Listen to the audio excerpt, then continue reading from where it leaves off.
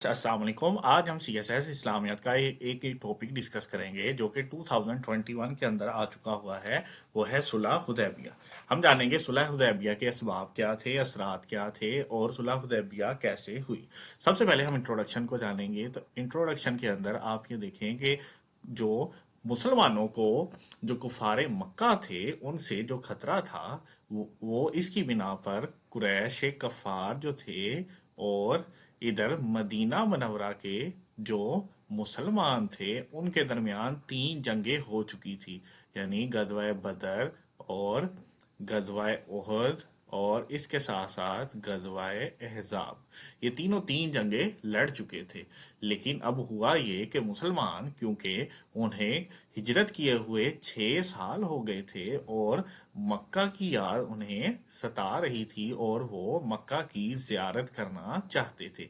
मक्का की ज़ियारत करना चाहते थे। इसलिए उन्होंने मक्का की तरफ उमरा की गर्ज से गए। मक्का की तरफ उमरा की गर्ज से गए ताकि उमरा करें और इसके साथ साथ अपनी जंगी सामान भी कुछ ले लिया ताकि हालात अगर कशीदा हों तो वो पुरजोर मज़ाहमत कर सके। लेकिन हुआ ये कि मक्का के तरफ जाते हुए एक मुकाम मक्का के अंदर हुदैबिया मुकाम पर मुसलमानों को उससे आगे नहीं बढ़ने दिया गया, बल्कि वहां पर कुरैश मक्का ने इनके खिलाफ मज़ाहमत की। वो ये समझ रहे थे कि मुसलमान मक्का के अंदर जंग की गरज से आ रहे हैं। तो मुसलमानों और कुरैश के दरमियान हुदैबिया के मुकाम पर एक मुआहिदा हुआ और उस मुआहिदे को सुलह हुदैबिया कहा जाता है। उस मुआहिदे के अंदर कुरैश मक्का ने और मदीना मनवरा के मुसलमानों ने आपस में एक मुआहिदा करके कुछ पॉइंट्स पर एग्रीमेंट किया ताकि मुसलमान अगले साल दोबारा उम्रे की गर्ज से आ सके और खाना काबा में जा सकें और अपने दिल को सुकून दे सके। 6 हिजरी के अंदर जो मुसलमानों और कुरैश मक्का के दरमियान मुआहिदा हुआ उसे सुलह हुदैबिया कहा जाता है। इस वक्त मुसलमानों की जो तादाद थी वो 1400 थी जो कि उम्रा की गरज के लिए जा रहे थे। ये तमाम आप इंट्रोडक्शन के अंदर लिखेंगे। अब हम डिस्कस करेंगे इसके असबाब और सुलह हुदैबिया के वाकयात और असरात क्या थे। अब हम सुलह हुदैबिया के असबाब को डिस्कस करेंगे कि क्यों सुलह हुदैबिया हुई। क्योंकि मुसलमान उम्रे की गरज से जाना चाहते थे। जो मुहाजिरीन थे, मुहाजिरीन उन्हें मक्का की ज़ियारत की ख्वाहिश हुई। मुहाजिरीन को मक्का की ज़ियारत की ख्वाहिश हुई क्योंकि उन्हें हिजरत किए हुए 6 साल हो चुके थे और वो दोबारा जाकर मक्का के गिर्द तवाफ करना चाहते थे, यानी उम्रा अदा करना चाहते थे। इसलिए उन्होंने नबी अकरम सल्लल्लाहु अलैहि वसल्लम से बात की और नबी अकरम सल्लल्लाहु अलैहि वसल्लम ने भी रजामंदी का इजहार किया क्योंकि जो काबा था उसका तवाफ करने से तो कोई भी किसी को नहीं रोक सकता था। दूसरी जो वजह थी वो नबी अकरम सल्लल्लाहु अलैहि वसल्लम ने खुद एक ख्वाब देखा और उस ख्वाब में वो देखते हैं कि जो वो मुसलमानों के साथ जो काबे का तवाफ कर रहे हैं, काबे की जियारत कर रहे हैं, वो ये देखते हैं। इसलिए नबी अकरम सल्लल्लाहु अलैहि वसल्लम को ये ख्वाब आया और उन्होंने हाँ कह दी। तो इस तरह वो आप 1400 महाजरीन के साथ मक्का की तरफ गामदन हुए।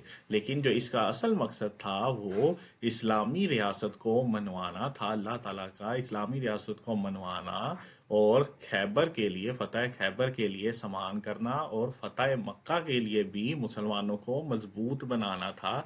क्योंकि अल्लाह ताला ने ही कुरान पाक में इरशाद फरमाया था कि हमने आपके लिए फतह मुबीन का दरवाज़ा खोल दिया है।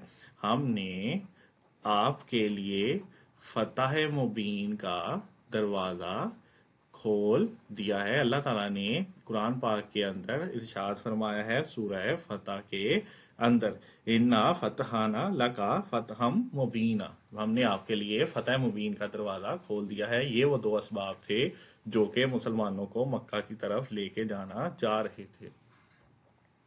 करेंगे कि फतह मक्का के दौरान और सुलह हुदैबिया के दौरान जो जो वाकयात पेश आए। सबसे पहले तो नबी अकरम सल्लल्लाहु अलैहि वसल्लम ने हरम की तरफ रवानगी का फैसला किया। नबी अकरम सल्लल्लाहु अलैहि वसल्लम ने हरम की तरफ रवानगी का फैसला किया और इस रवानगी के अंदर 1400 मुसलमान थे और ये 6 हिजरी का वक्त था। 6 हिजरी यानी हिजरत किए हुए 6 साल हो चुके थे। इस तरह जो दूसरी तरफ जो कुरैश मक्का थे, मक्का के जो कुरैश वाले थे, उन्होंने ये समझा कि मुसलमान जो है वो हमला करने की गरज से आ रहे हैं, इसलिए उन्होंने 200 घोड़ों पर हजरत खालिद बिन वलीद को तैयार किया ताकि वो मुसलमानों के खिलाफ मज़ाहमत करें और रास्ते ही से उन्हें वापस भेज दें। नबी अकरम सल्लल्लाहु अलैहि वसल्लम को इस मामले का इल्म हो चुका था, तो नबी अकरम सल्लल्लाहु अलैहि वसल्लम ने बनु असलम के एक शख्स की रहनुमाई से, कबीला बनु असलम के एक शख्स की रहनुमाई से दुश्वार गुजार रास्ता इख्तियार किया, जिसकी वजह से खालिद बिन वलीद को वापस जाना पड़ा। खालिद बिन वलीद को वापस जाना पड़ा और हुदैबिया का जो मुकाम था, यानी आप सफ़र करते जगह जाते और मक्का के करीब हुदैबिया के मुकाम के पर आपकी जो ऊँटनी थी वो बैठ गई। आपकी जो ऊँटनी थी वो बैठ गई। नबी अकरम सल्लल्लाहु अलैहि वसल्लम ने इसे अल्लाह का फैसला समझा और वहीं बैठ के, लेकिन वहां पर पानी की किल्लत थी। पानी की किल्लत थी तो पानी की किल्लत को दूर करने के लिए आपने अपने नेज़े को जमीन पर मारा, जिससे चश्मा फूट उठा और लोगों ने पानी पिया। उसके बाद नबी अकरम सल्लल्लाहु अलैहि वसल्लम ने इस्लाम की पहली सफारतकारी को शुरू किया। आपने बनु किज़ा का सरदार बदील बिन वर्का को सफारतकारी के लिए कुरैश के पास भेजा। सफारतकारी के लिए कुरैश के पास भेजा और कुरैश वालों ने भी उर्वा बिन मसूद को सफारतकारी के लिए भेजा, लेकिन क्योंकि दोनों मुसलमान और कुरैश के कुफार थे, वो सख्त एक दूसरे के दुश्मन थे, तो कोई मुआहदा ना हो सका और बात आगे ना बढ़ सकी। लेकिन उर्वा ने मक्का वालों को जाकर बताया कि वो किस तरह मुसलमान हजरत मोहम्मद सल्लल्लाहु अलैहि वसल्लम की अकीदत करते हैं। अगर वो वजू करें तो बचे हुए जो पानी है उसे वो बरकत के तौर पर रख लेते हैं और आपकी थूक को भी गिरने नहीं देते, बल्कि हाथ आगे कर देते हैं, यानी नबी अकरम सल्लल्लाहु अलैहि वसल्लम से किस तरह मोहब्बत करते हैं। उसके बाद नबी अकरम सल्लल्लाहु अलैहि वसल्लम ने मुआहदे को आगे बढ़ाने के लिए खराश बिन उमैया खज़ाई को भेजा। खराश बिन उमैया को भेजा ताकि जाए वो मुआहदा करे, लेकिन वहाँ उसके ऊँट को ज़बह कर दिया गया, तो उसके कबीले वालों ने मुश्किल उसकी जान बचाई। इसके बाद नबी अकरम सल्लल्लाहु अलैहि वसल्लम ने हज़रत उमर से दरख्वास्त की कि आप जाएं और ये मुआहदे के लिए सफारतकारी करें, लेकिन हज़रत उमर ने इनकार कर दिया क्योंकि उनका कोई भी कबीला वहाँ नहीं था, उसका कोई भी फ़र्द वहाँ पर मौजूद नहीं था। फिर नबी अकरम सल्लल्लाहु अलैहि वसल्लम ने हज़रत उस्मान को भेजा, क्योंकि बेसिकली जो हरम था वो हज़रत उस्मान के रिलेटिव्स ही वहाँ पर मौजूद थे। हज़रत उस्मान ने उनसे बात करने की कोशिश की, उनके कबीले वालों ने हज़रत उस्मान को रोक लिया। इतने में अफवाह निकली कि हज़रत उस्मान का कत्ल कर दिया गया है, तो नबी अकरम सल्लल्लाहु अलैहि वसल्लम ने बेबल के दरख्त के नीचे 6 हिजरी को मुसलमानों से ये बैत ली, ये अहद लिया कि वो हज़रत उस्मान का बदला लेंगे। इसके बाद कुरैश वाले भी डर गए और उन्होंने दोबारा सुहेल बिन उमरू को भेजा और कहा कि हज़रत उस्मान महफूज हैं और मैं आपसे मुआहदा करने आया हूँ। तब तक सुहेल बिन उमरू का बेटा अबू जंदल भी ईमान ले आया था। तो इनके दरमियान और हज़रत अली के दरमियान मुआहदा हुआ और उस मुआहदे को सुलह हुदैबिया कहा जाता है। अब हम सुलह हुदैबिया की शराइत को डिस्कस करेंगे। अब हम सुलह हुदैबिया की शराइत को डिस्कस करते हैं। तो उनमें नंबर 1 ये शर्त थी कि मुसलमान उम्रा किए बगैर कहाँ जाएंगे, वापस मदीना मनवरा चले जाएंगे, इस साल उम्रा नहीं करेंगे।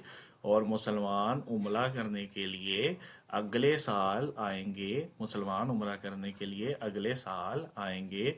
और मुसलमान जो है वो बेसरो सामान होकर आएंगे, यानी जंगी सामान नहीं लाएंगे, बल्कि वो एक तलवार लाएंगे, वो भी म्यान के अंदर होगी, उसे बाहर निकालने की इजाज़त नहीं होगी।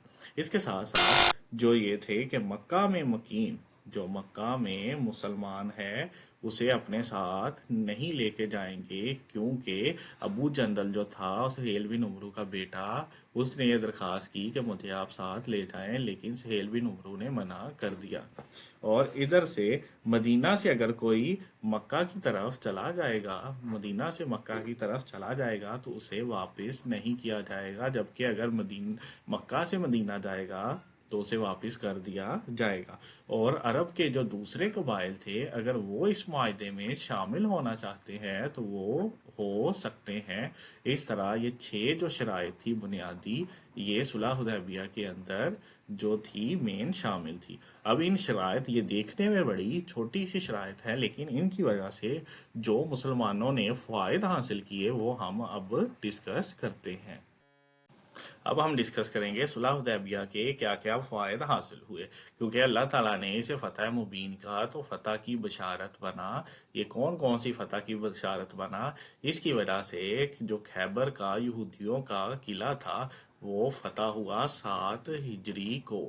تو جب 7 ہجری کو فتح ہوا تب مسلمان جو تھے وہ 1600 تھے، اور جب مکہ فتح ہوا 8 ہجری کو تب مسلمانوں کی جو تعداد تھی 10,000 تھی۔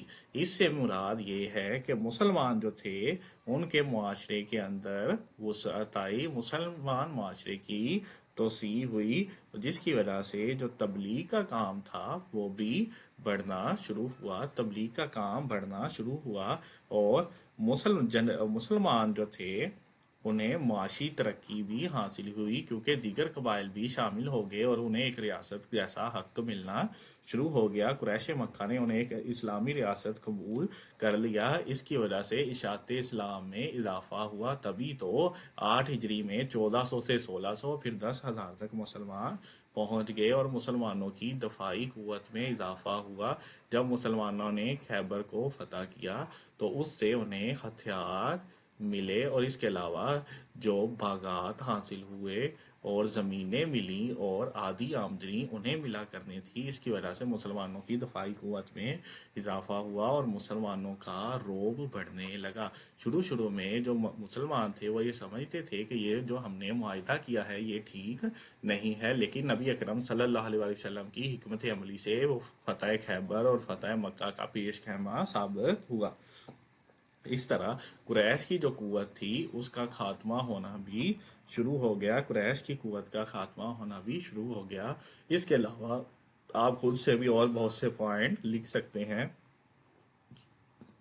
اگر آپ CSS کی تیاری کر رہے ہیں اور آپ کسی بھی سبجیکٹ کی پلے لسٹ دیکھنا چاہتے ہیں تو آپ اسکالر اکیڈمی کو وزٹ کریں، وہاں آپ کو پاس پیپرز اور ہر بک کی پلے لسٹ ملے گی، اور آپ کو ریسرچ بیسڈ مٹیریل فراہم کیا جائے گا تاکہ آپ 20 میں سے 17 یا 18 مارکس ایزیلی اچیو کر سکیں۔ اب آپ ابرار احمد کو اجازت دیں، شکریہ۔ اکرم صلی اللہ علیہ وسلم کی زندگی کے متعلق کوئی بھی کویسچن آئے، انفرادی زندگی کے لیے نمونہ یا تحمل و برداشت، سفارتکاری، معلم انسانیت، سپہ سالار یا غزوہ خیبر، صلح حدیبیہ یا پیغمبر امن، اس کے اندر آپ یہ مختلف جو نون مسلمز ہیں ان کی کوٹیشنز کو کوٹ کریں گے۔ آپ ساری کوٹیشن نہ بھی لکھیں تو اس کے کچھ پارٹس لکھ سکتے ہیں، جو اس میں سے آپ پک اینڈ چوز خود ہی کر لیں گے۔ میں آپ کو تمام کوٹیشنز کو آہستہ آہستہ یہ دکھا دیتا ہوں اسکرول کر کے، آپ ان میں سے دیکھ لیجئے گا جو آپ کو زیادہ سوٹیبل لگے، جو لائن جو رائٹ کرنے والی ہو آپ اس کا نام یاد کیجئے گا، اور اس لائن کے مخصوص پارٹس کو لے کر آپ ان کویسچنز کے اندر لازمی کوٹ کیجئے گا، تبھی آپ کے مارکس 15 سے ابو آ سکتے ہیں، ورنہ آپ کے مارکس 15 سے بلو آئیں گے، 10 اور 12 کے قریب آئیں گے۔ ساری کوٹیشن لکھنا چاہیں تو ساری لکھ سکتے ہیں، یا ان میں سے کچھ لائن کا جو آپ کے ٹاپک کے ریلیونٹ ہے وہ پارٹس بھی آپ اس کے اندر کوٹ کر سکتے ہیں۔ یہ تمام غیر مسلمز ہیں جن کی جو کوٹیشن انتہائی اہمیت کی حامل ہے، جو کہ نبی اکرم صلی اللہ علیہ وسلم کی زندگی کے متعلق لکھی گئی ہیں۔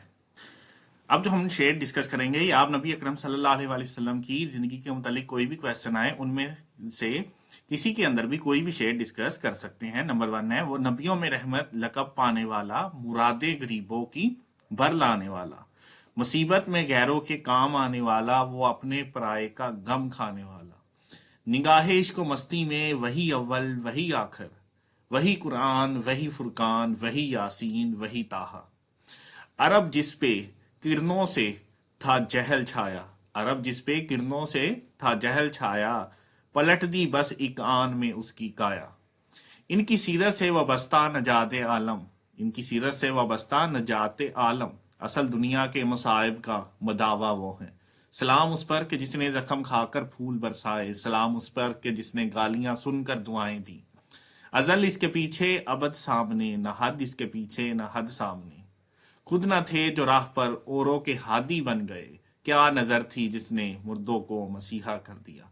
नबी अकरम सल्लल्लाहु अलैहि वसल्लम की जिंदगी के मुतालिक कोई भी क्वेश्चन आए, आप उनके अंदर ये जो 7-8 शेर हैं ये कोट कर सकते हैं। अगर आप किसी भी मुकाबला जाती इम्तिहान CSS, PMS, PPSC के लिए परेशान हैं तो परेशानी छोड़ गए और स्कॉलर अकेडमी को सब्सक्राइब कीजिए और मुस्तकबिल को बेहतर बनाइए।